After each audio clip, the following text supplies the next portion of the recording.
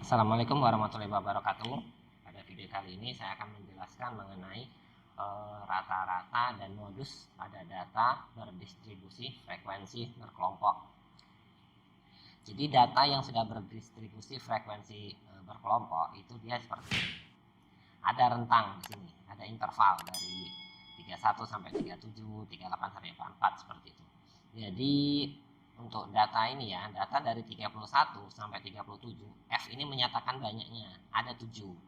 Jadi data dari 31 sampai 37 itu ada 7. Data dari 38 sampai ke 44 ada 9. Jadi ini adalah data berdistribusi frekuensi. Saya jelaskan sedikit. Untuk ini ya, sebelah kiri ini, angka-angka di sebelah kiri itu disebut batas bawah. Ingat, disebut batas bawah kalau yang di sebelah kiri, batas bawah. Kalau yang di sebelah kanan ini namanya batas atas. Jadi angka-angka yang di sebelah kanan itu batas atas. Sebelah kiri batas bawah, sebelah kanan batas atas. F ini menyatakan banyaknya data atau frekuensi. Kemudian ada kelas. Kelas itu adalah ini baris ini. Nah, baris pertama disebut kelas pertama, baris kedua disebut kelas kedua, baris ketiga disebut kelas ketiga, kelas keempat, kelas kelima, kelas keenam, dan seterusnya kalau ada banyak seperti itu. Jadi untuk kelas pertama itu 31 sampai 37 banyaknya ada 7. Kemudian kita coba mencari rata-rata nih. Untuk mencari rata-rata rumusnya ada 3 sebenarnya. Tapi ini saya ambil yang paling mudah, yang paling sederhana dengan perhitungan yang tidak terlalu rumit. Karena dua rumus lainnya itu cukup rumit ya. Jadi kita membutuhkan kalkulator lah. Kalau di sini kan kita meminimalkan penggunaan kalkulator. X bar, X dengan tanda garis di atas itu rata-rata. Ini adalah rata-rata. Ini akan kita cari. Rata-rata. X bar S, rata-rata dengan S. Ini artinya rata-rata sementara. Artinya ini ya sementara. Nanti kita cari hasil akhirnya di sini. Ini kita pilih cuma sementara. Sigma artinya jumlah dari FI kali CI. Jadi jumlah hasil dari perkalian FI kali CI. FI itu apa? Frekuensi tadi. FI itu frekuensi. Frekuensi kelas I. Jadi kalau untuk kelas pertama jadi F1, kelas kedua jadi F2, kelas ketiga jadi F3. Jadi I-nya tuh mengikuti. CI. CI artinya coding. Saya jelaskan ini kodenya. I berarti kelasnya. Kalau kelas pertama berarti C1, kelas kedua berarti C2, kelas ketiga berarti C3, dan seterusnya seperti itu. Jadi I ini menyatakan indeks dari kelas yang akan dipakai. Sigma F berarti jumlah dari frekuensi, jumlah dari atas ke bawah. Namanya jumlah kan pasti dari dijumlahin semua ya. Kemudian ada P. P itu adalah panjang kelas atau interval kelas. Nah, oke, langsung saya jelaskan di sini pelan-pelan. Jadi yang pertama, kalau ada data sudah berbentuk seperti ini, untuk mencari rata-rata, kita tambahkan dulu kolom-kolom di sampingnya. Kita buat kolom baru. Nah, kolom apa? Yang pertama kita buat kolom XI. XI ini apa lagi? XI itu adalah nilai tengah kelas. I ya. Nilai tengah kelas. Ingat kelas. Kelas tadi itu apa? Baris. Kalau di sini baris. Berarti untuk X1 berarti nilai tengah kelas pertama. Kita cukup mencari satu saja, nanti berikutnya itu mengikuti. Contohnya kalau mencari nilai tengah kelas, rumusnya batas bawah ditambah batas atas dibagi 2. Jadi untuk nilai tengah kelas yang pertama adalah 31 ditambah 37 dibagi 2. Seperti itu. Jadi batas bawah tambah batas atas dibagi 2. Dijumlahkan dulu baru dibagi. 31 tambah 37, 68. Bagi 2, 34. Nah, maka sini kita dapat 34. Ini baris ke sini ya, terus. Gitu. Kalau kita sudah dapat 1 saja, berikutnya nanti tinggal mengikuti. 31, ketika 4 kan berarti lompat 3 ya. 31, 32, 33, 34. 38, 39, 40, 41. Dari sini 45, 46, 47, 48. Kemudian dari 52, 53, 54, 55. Kita tidak perlu menghitung semuanya, cukup menghitung yang pertama saja. 69, 59, 60, 61, 62. 66, 67, 68, 69. Seperti itu. Nah, ini adalah nilai tengah kelasnya. Oke, itu ini sebenarnya kita buat tabel ya. Nah, ini tabel seperti itulah. Nanti ini juga ke samping. Kemudian setelah kita cari yang ini, nilai-nilai ini, XI, kita cari lagi yang lainnya. Yang kita cari, kita lihat dari rumus. Lihat dari rumus. Di sini ada CI. Kita cari rata-rata sementaranya dulu, XS. Nah, rata-rata sementara itu adalah kita menentukan sebuah rata-rata sementara dari angka XI ini kolomnya. Bebas pilih angka berapa aja, 434, 41, 48, 55, 52 gitu. Ambil salah satu rata-rata sementaranya. Biasanya ya kita ngambilnya itu angkanya di tengah. Saya akan mengambil yang 48. Nah, maka kita dapat di sini ya, kita tulis rata-rata sementara yang akan dipakai adalah 48. Seperti ini. Kalau mau mengambil 69 boleh, mengambil 62 juga boleh, tapi saya akan mengambil yang di tengah. Kenapa di tengah? Biar perhitungannya menjadi lebih mudah. Kemudian kalau sudah seperti ini, kita buat kolom baru, buat kolom CI. C tadi apa? Coding. CI. Nah, C ini artinya coding. Coding apa? Seperti ini. Kalau tadi saya mengambilnya di 48 seperti ini, maka di kolom berikutnya kita tuliskan di sini 0. Nah, di atasnya tinggal urutan tuh min 1, di sini berarti min 2. Kalau ada baris lagi di atasnya berarti min 3, min 4, min 5 seperti itu. Ini ke bawah positif 1, 62 ini berarti 2, 69 berarti 3. Seperti itu. Kalau seandainya tadi kita mengambilnya bukan 48, seperti apa? Misalkan saya akan mengambil rata-rata sementaranya adalah 62 nih.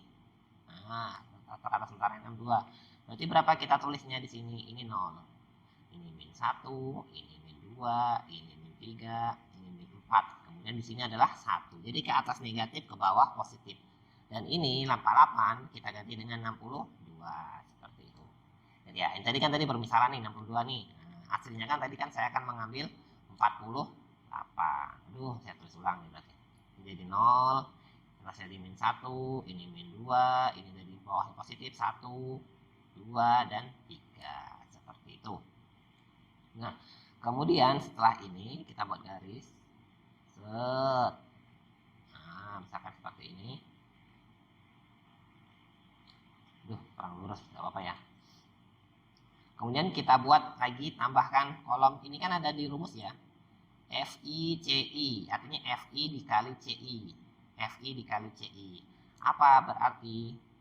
Perkalian antara kolom FI dengan kolom CI. FI tadi yang ini. FI berarti F1 dikali C1. F2 berarti C2. F3 berarti C3. Seperti itu. Yang mengikuti saja. Kita kalikan FI kali CI, berarti F kali CI. 7 kali min 2, negatif 14. 9 kali min 1, min 9. 13 kali 0, 0. 11 kali 1, 11. 10 kali 2, 20. 5 kali 3, 15. Seperti itu. Oke. Kalau sudah dapat seperti ini, kita lihat lagi rumus. Di sini kan ada jumlah dari FI dengan CI. Berarti setelah dikali baru dijumlah. Nah, kita lihat ini penjumlahannya ke bawah. Berarti ini kita jumlahkan. Nah, kita tambahkan. Min 14 ditambah negatif 9 ditambah 0 ditambah 11 ditambah 20 ditambah 15. Berapa hasilnya? Iya, betul. 23. Oke, sampai sini udah lagi selesai nih. Kemudian, oh iya, kita cari dulu nih FI-nya. Nih, FI belum kita cari. Jumlah dari frekuensi. Ini berarti kita jumlahkan nih. 7 tambah 9 tambah 13 tambah 11 tambah 10 tambah 5. Nah, jumlahnya berapa? Betul, 55. Nah, semua unsur sudah terpenuhi. FI kita sudah ada, FICE udah dapat. Kemudian sigma FI udah dapat. XS-nya udah dapat, tinggal yang P. P itu adalah tadi panjang kelas. Ini P mana tadi? Nah, P itu panjang kelas. P panjang kelas. Berarti berapa? Kita sambil satu saja kelasnya sampel. 31 sampai 37. Ingat 31 ini dihitung. Berarti dari 31 sampai 37. Berarti 31, 32, 33, 34, 35, 36, 37. Ada berapa nih? 1, 2, 3, 4, 5, 6, 7. Berarti panjang kelasnya 7. Seperti itu. Sering banyak kesalahan panjang kelas. Itu 31-nya tidak dihitung. Awalnya tidak dihitung. Jadi dia dihitung dari 32, 32, 33, 34, 35, 36, 37. Oh, berarti hanya 6. Itu salah. 31 ini hitung juga sampai ke 37. Atau hitung dari 38 boleh. Sampai 44. Berarti 38, 39, 40, 41, 42, 43, 44. Oh, berarti ada 7. Seperti itu. Ingat ya. Awalnya ini dihitung angkanya. Berarti kita dapat P panjang kelas sama dengan 7. Unsur-unsur sudah terpenuhi, kita tinggal cari X bar. Saya tulis di sini ya. X bar rata-rata adalah XS rata-rata sementara. Berapa tadi kita dapat? Kita ambil contohnya di 48 ditambah jumlah dari FICI. Berarti jumlahnya ini 23. Kan jumlah yang ke bawah. Jadi dikali dulu baru dijumlah. Per jumlah dari FI. Jumlahnya berapa? Oh, 55. Masukkan 55. Dikali P. P panjang kelas berapa? 7. Nah, ini dibagi dulu baru dikali, atau dikali baru dibagi boleh. Tapi pertambahannya, penjumlahannya itu terakhir. 23 dibagi 55 dikali 7. Berapa hasilnya? Iya, betul. 2,92. Cepat ngitungnya ya. Baru dijumlah ini. 48 tambah 2,92 adalah 50,92. Udah dapet. Inilah ada rata-rata sementaranya. Seperti ini. Nah, ini dia. Set. Nah, coba nanti kalian mengambil X rata-rata sementaranya jangan 48. Coba nanti kalian ngambilnya yang lain. Misalkan kalian mengambilnya itu di 62 atau di 69. Nanti hasilnya pasti sama. Asal hitungannya tidak benar ya. Seperti itu. Nah, ini adalah rumus dari rata-rata dari rata-rata dari data berdistribusi frekuensi secara berkelompok. Oke, selanjutnya adalah mengenai modus. Modus itu adalah data yang paling banyak muncul atau yang sering muncul. Seperti itu. Nah, ini kalau di data berdistribusi frekuensi seperti ini, kita lihat modusnya itu adalah angka yang paling banyak di kolom frekuensi. Nah, kita sudah tahu ya, 14 ini nanti modusnya. Tapi sebelum kita mencari itu, ini kita telah dulu rumusnya. Apa aja sih ini definisinya? L0, ini L0 ya. L0 itu adalah tepi bawah. Tepi bawah kelas. Maksudnya apa? Itu adalah rumusnya batas bawah. Batas bawah kelas dikurang 0,5. Jadi kita cari dulu batas bawahnya. Ingat, kalau yang sebelah kiri itu adalah batas bawah, Yang sebelah kanan itu adalah batas atas. Seperti itu definisinya. Kemudian D1. D1 adalah frekuensi kelas modus dikurang frekuensi kelas setelahnya. Sebelumnya.